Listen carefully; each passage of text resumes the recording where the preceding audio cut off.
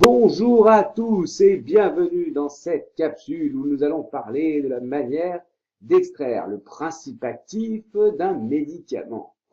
Euh, Comme on a pu le dire déjà, certains principes actifs qu'on retrouve dans les médicaments peuvent être présents dans la nature ou éventuellement être synthétisés dans des laboratoires.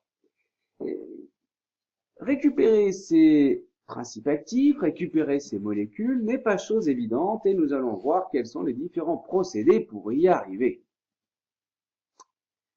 Mais avant tout,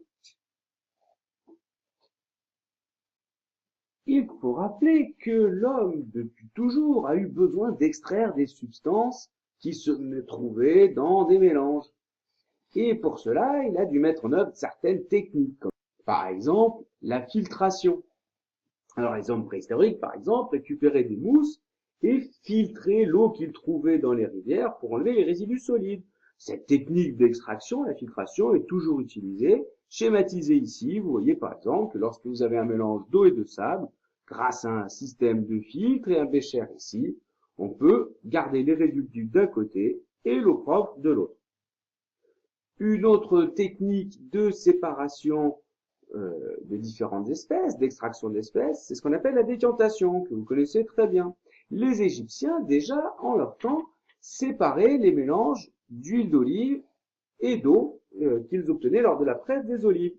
Pour cela, vous avez tous fait l'expérience, prenez un mélange d'huile et d'eau, relativement homogène, si vous le laissez reposer, c'est-à-dire si vous le laissez décanter, quelques instants plus tard, vous obtiendrez deux phases, deux couches, une contenant l'huile et l'autre contenant l'eau, puisque ces deux espèces ne se mélangent pas, elles ne sont pas miscibles.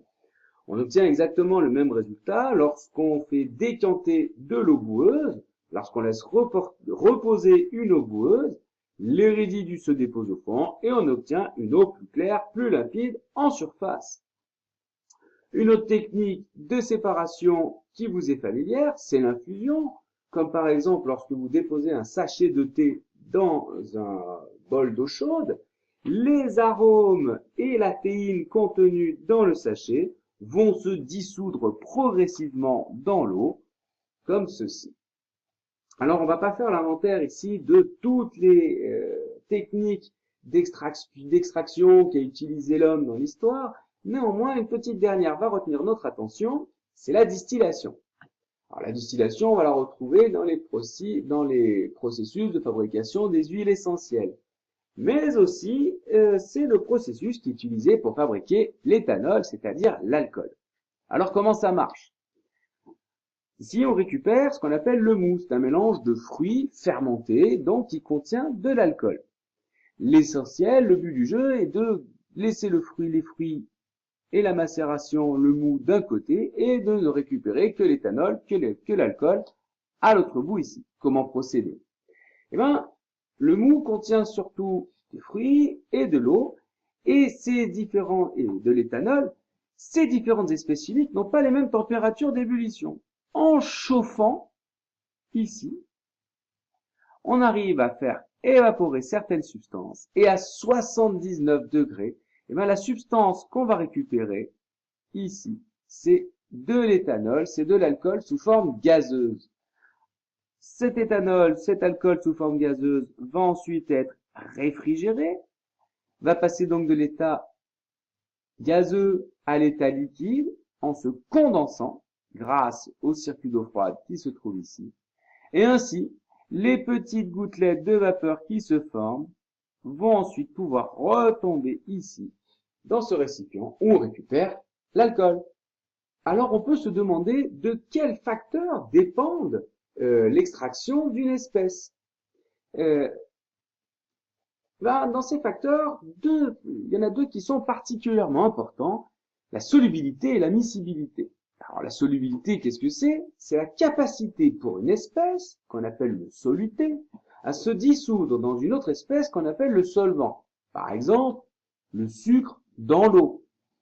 Vous connaissez ça très bien, si vous faites un mélange de sucre et d'eau, vous obtiendrez un mélange homogène et le sucre solide va disparaître et vous obtiendrez de l'eau sucrée. La miscibilité, est une notion assez proche.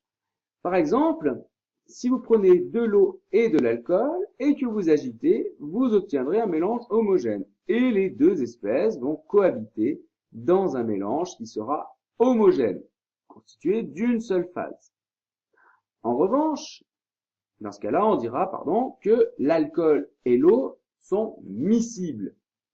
En revanche, si vous réalisez un mélange, comme ici, d'huile et d'eau, et que vous agitez, les gouttelettes vont se former, mais après un certain temps, l'huile remonte à la surface, l'eau reste en dessous. Les molécules d'huile ne se mélangent pas aux molécules d'eau. On dit dans ce cas que ces deux substances ne sont pas miscibles, elles ne se mélangent pas. Le mélange constitué de deux phases, de deux parties distinctes, est alors dit hétérogène. Pour mémoire, on retiendra que soluble signifie qui se dissout, deux espèces solubles vont se dissoudre l'une dans l'autre, et pour mémoire, on retiendra que miscible, deux espèces qui sont miscibles se mélangent. Ces deux notions sont relativement proches.